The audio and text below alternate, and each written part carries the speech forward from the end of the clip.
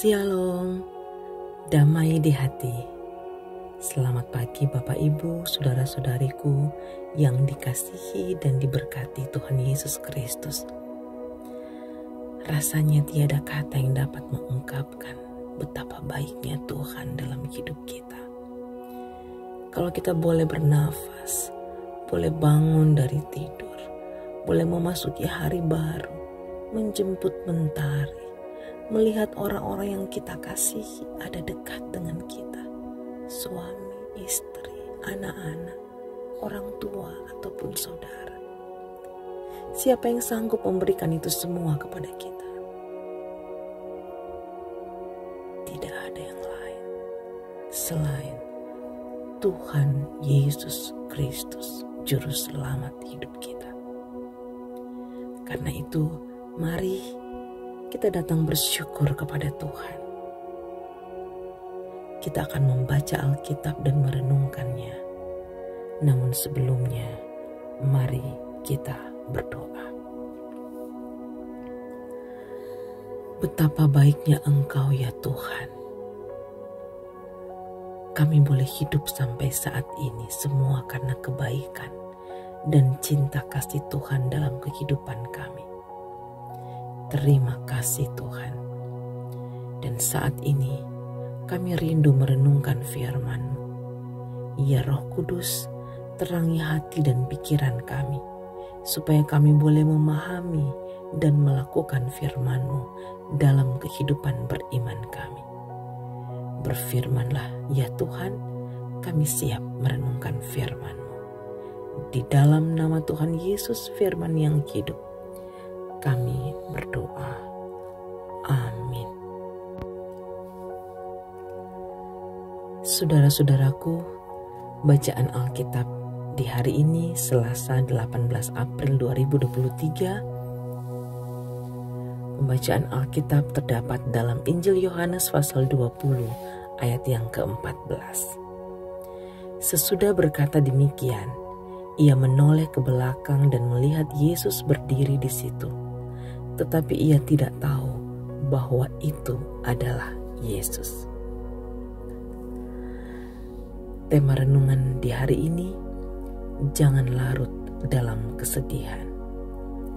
Saudara-saudaraku yang dikasihi dan diberkati Tuhan Yesus, mengapa Maria Magdalena melihat Yesus Kristus tetapi tidak mengenalnya? Ada dua kemungkinan. Pertama, hatinya yang gundah gulana, hati yang sangat sedih, bimbang, gelisah, sering membuat pikiran kalut sehingga mata tidak dapat melihat dengan jelas atau berhalusinasi. Kedua, setelah kebangkitan, bentuk dan rupa Yesus Kristus berubah, seperti pengalaman dua orang murid dalam perjalanan ke Emmaus. Demikian pengalaman Maria Magdalena setelah berbicara dengan malaikat, menoleh ke belakang dan melihat Yesus di situ, tetapi tidak mengenalinya. Disangkanya sebagai penunggu taman. Nanti setelah namanya dipanggil Yesus, baru Maria tersadar dan mengenal suara gurunya. Saudara-saudaraku, Maria tidak peka terhadap keadaan di sekitarnya, oleh karena terhanyut larut dalam dan tenggelam dalam kesedihan karena rasa kehilangan. Pikirannya terpaku hanya pada Yesus Kristus yang tidak ada di dalam kubur, sehingga ia tidak dapat berpikir jernih dan melihat dengan jelas realitas masalah yang sedang dihadapi. Padahal ketika berpikir jernih, tidak sempit, maka peluang mencari jalan keluar yang terbaik akan terbuka.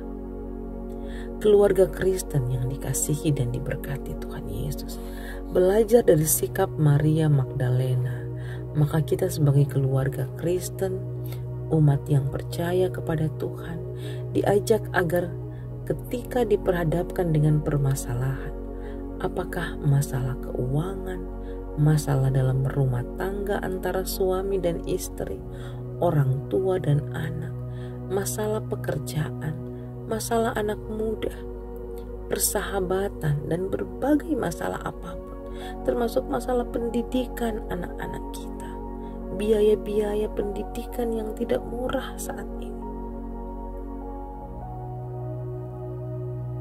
Hendaknya kita tidak boleh larut dan tenggelam dalam emosi yang mendalam.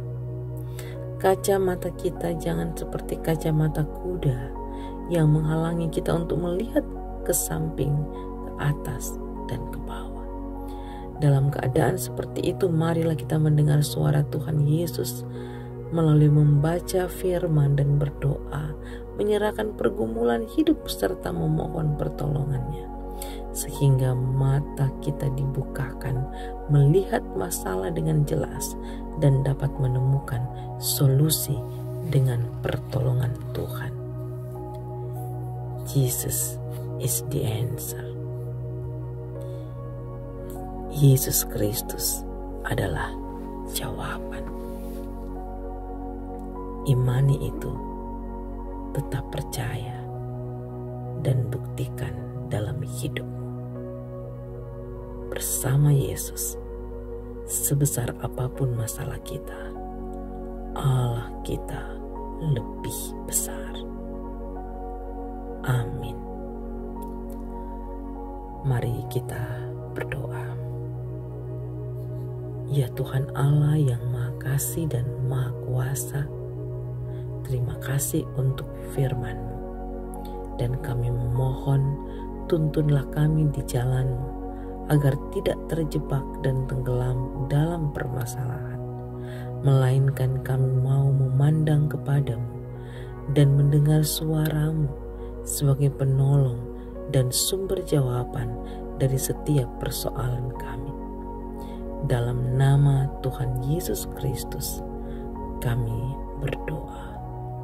Amin.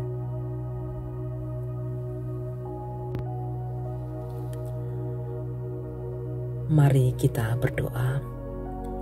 Ya Tuhan Allah yang Maha Kasih dan Maha Kuasa, terima kasih untuk firman-Mu, dan kami memohon tuntunlah kami di jalan-Mu agar tidak terjebak dan tenggelam dalam permasalahan, melainkan kami mau memandang kepadamu ya Tuhan, dan mendengar suara-Mu sebagai penolong dan sumber jawaban dari setiap persoalan kami. Kami memohon kiranya sepanjang hari ini, seluruh aktivitas kami, tugas pekerjaan dan pelayanan kami hanya mau serahkan dalam tangan Tuhan. Dan biarlah apa yang akan kami kerjakan boleh Tuhan berkati dan Tuhan buat berhasil. Kehidupan kami sekalian di hari ini kami serahkan dalam tangan kasih Tuhan. Amin.